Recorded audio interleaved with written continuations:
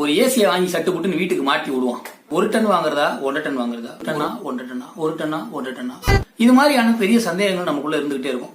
So அதுக்கு first நம்ம தெரிஞ்சுக்க வேண்டிய விஷயம் என்ன அப்படின்னு பாத்தீங்கன்னா, டன் அப்படின்னா என்ன அப்படின்னு தெரிஞ்சுக்கணும், BTU அப்படின்னா என்னன்னு தெரிஞ்சுக்கணும். சோ இந்த ஃபர்ஸ்ட் இந்த BTU அப்படின்னா என்னன்னு தெரிஞ்சுக்குவோம்.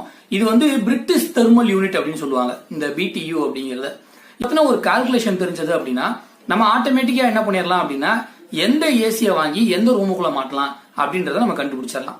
சோ இந்த BTU அப்படிங்கக்கூடிய அந்த இதுக்கு வந்து டெரிவேஷன் என்ன சொல்றாங்க அப்படின்னா, 1 பவுண்ட் வாட்டரை 1 டிகிரி ஃபாரன்ஹீட் அளவுக்கு ஹீட் பண்றதுக்கு எவ்வளவு எனர்ஜி தேவைப்படுதோ அந்த எனர்ஜி 1 BTU. ஒரு மனுஷங்க ஒரு நாளைக்கு 6000ல இருந்து 10,000 BTU வரைக்கும் நம்ம எனர்ஜியை ரிலீஸ் பண்றோமா, ஹீட் எனர்ஜியா.